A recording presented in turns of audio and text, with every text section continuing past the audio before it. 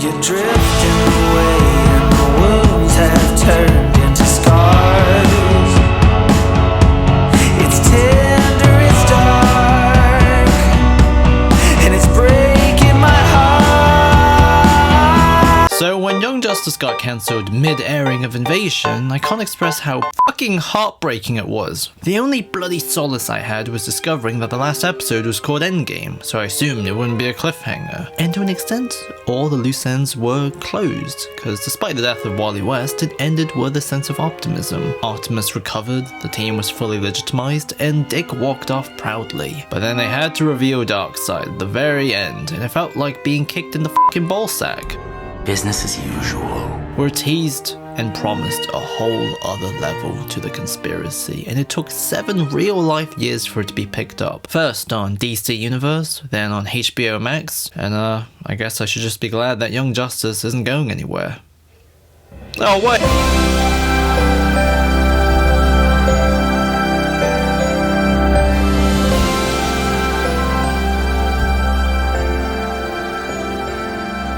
Outsiders opens in a pretty brutal way. A little girl gets abducted, turned into a monster, then sent to fight with parademons on Rann, where Black Lightning accidentally fucking kills her. The Justice League is also made ineffective because of UN restrictions placed by Lex Luthor. So the world is goddamn miserable. Children are used as a resource, and Black Lightning says the League are slowly losing touch. We've become removed, distant from the people the League was created to serve. Which is exemplified by Batman resigning alongside many others to form Batman Incorporated, to work in the shadows. But all that matters is the mission.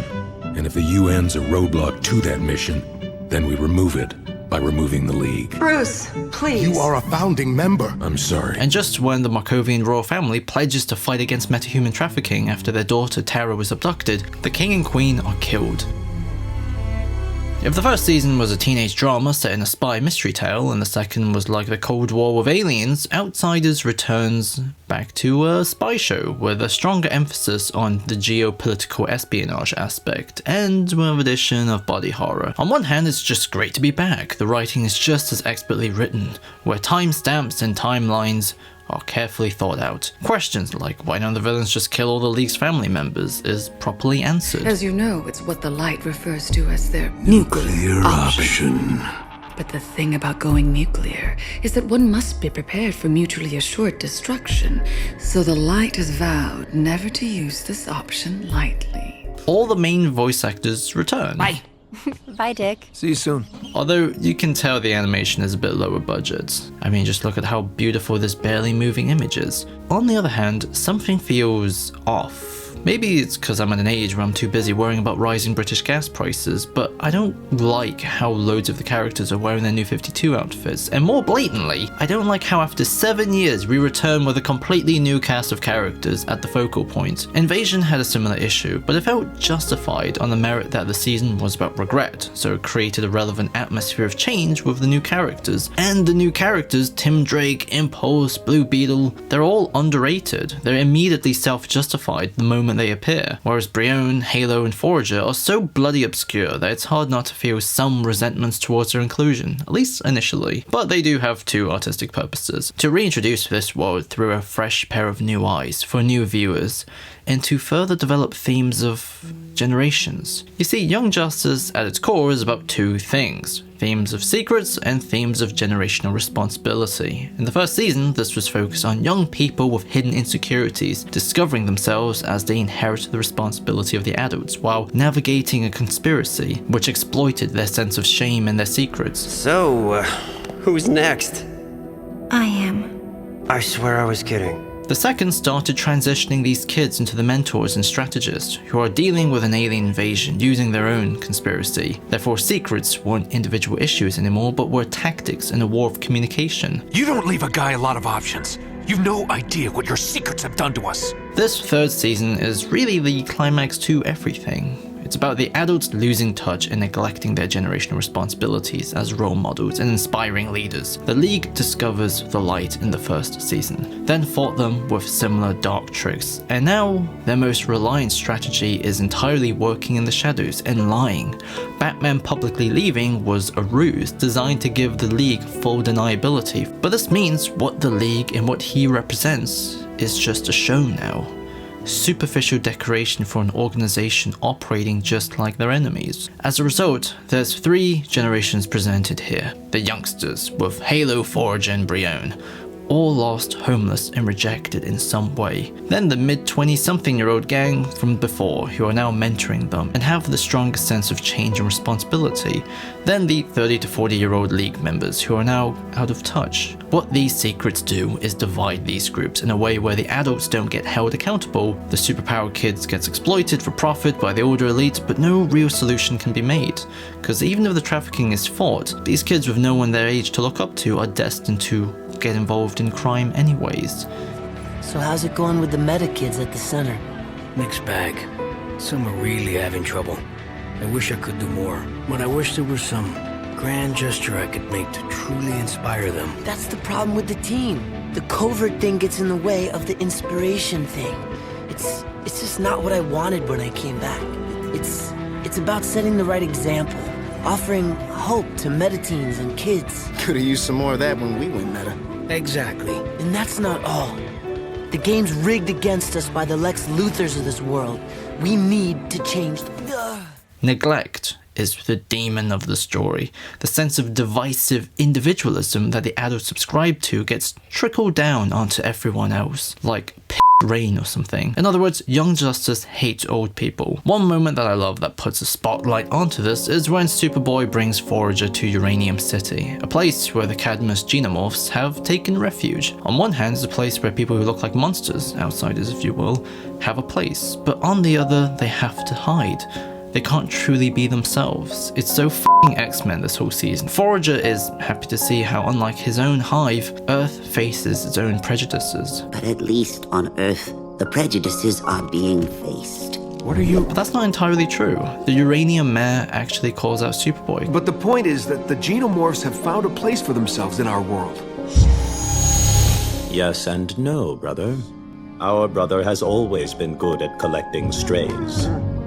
At helping individuals, because he sees himself as an individual, alone, apart. But when will you acknowledge your own place, your own role in the connected world? When will you take the final step to help your own people? I am the Superboy, a Xenomorph. Ask yourself, brother, what would Superman do? This speech is very much the impetus of the entire story. Building communities for outsiders to find their place is the answer to generational neglect. This is littered throughout the show. Cyborg's very origin story that's featured here is a microcosm of it. I don't have a hive, Fred! Vic does have a hive. As a result, at the end of the show, the heroes decide to step from the shadows and into the light in order to create the necessary change, to finally re-inspire and take responsibility. At the end of the show, the Outsiders, Batman Incorporated, the team, and the League are all called in on the Watchtower as still images to vote in Black Lightning as the new visionary leader. Because throughout the show, he's been their conscience. I can't do this anymore. I'm sorry. The man broken down by the death of a child. The man who puts his own pain aside to help them, and the one who reveals publicly Lex's involvement with the light, leading to the opportunity for Connor to step forward as a witness, leading to Lex's removal. Because from here on out, we will not keep secrets from each other. We need each other to know each other's secrets, to keep each other on the straight and narrow. No more making decisions to protect each other from the choices we might be forced to make. In this league, the ends will not justify the means. We will not sink to using the methods of our enemies. We will keep our covert team, not for the sake of it being covert, but because it affords our young heroes a place to learn out of the spotlight. But otherwise, like the Outsiders, We must live in each other's spotlights. Using secrets has been deeply misguided. It has worked to an extent, but it's also not worked. But more importantly, it's transforming the heroes into something they're not, because secrets avoids judgment, avoids accountability, and it disassembles communities. The ending of the show is very much a thematic expansion of Season's 1 moment, where everyone shares their shames and insecurities and pushes it in the open. That's how they defeat the light then, and that's how they defeat the light now. But then there's also Brion. Are you a man perpetually looking back at what he's lost? Or a man looking forward to what he might become? Brion, aka Geoforce, is kind of the new main character of the season, in a sense that his arc bookends the story. He's a deeply patriotic 17-year-old who believes in heroes, but is forced to run from his own country when Baron Delam f***s him in the ass and turns Makovia into a deeply xenophobic state. So he takes refuge with the outsiders. He learns to be part of a community. And are you okay? I wasn't, but moving forward, I think I will be. He reunites with his sister, Tara. He falls in love with Halo. He becomes a public figure, promoting cooperation with metahumans. The Outsiders view our primary role as inspirational. We want young people, human and metahuman, to see the value of heroism and service. We want them to take ownership of the Outsiders, because in the end, aren't we all outsiders? But Brion is also basically Anakin Skywalker, so he falls in the end. In the last episode, Lex had planned for everything to go wrong for the Outsiders when they go to Makovia to stop Delam's coup, so he can use the debacle to push for superior registration, so his own industry plant heroes can win the public by registering. The League will either comply, therefore serving the light, or become fugitives. Either way, the light wins. It's kind of genius, really. And this is all based all around Terra publicly killing Beast Boy. Brion beats Delam, screaming his crimes in the public. He prepares to kill him, but Beast Boy screams that this isn't what the Outsiders are about. The Outsiders are beacons of hope.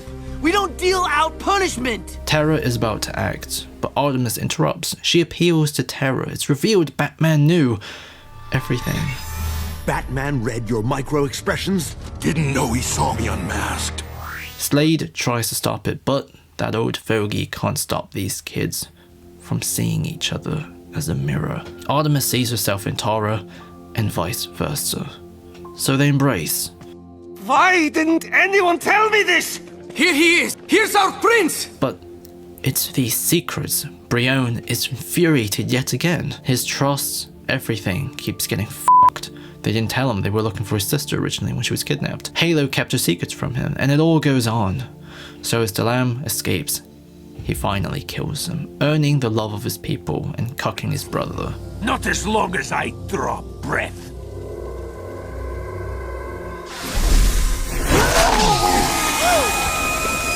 He puts his hand out for Tara. She says no. He's like, hey, Halo, be my queen, babe. And she's like, no. And the Outsiders are kicked out. As a result, it's now a puppet state for the light. Yes, well, I'm no Martian, but my limited meta-psychic ability does come in handy to nudge people toward their own worst impulses. No need to be modest, Fiad. Your services are much appreciated. So where do we go now that everything has changed?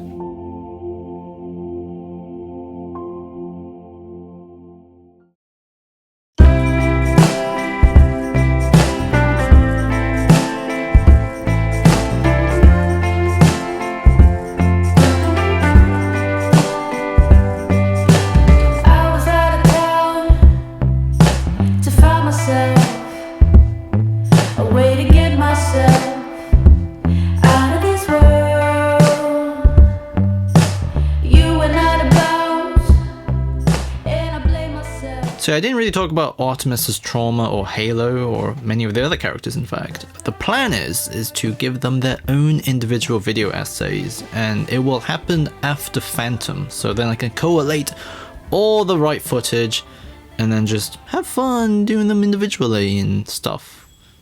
Okay, bye.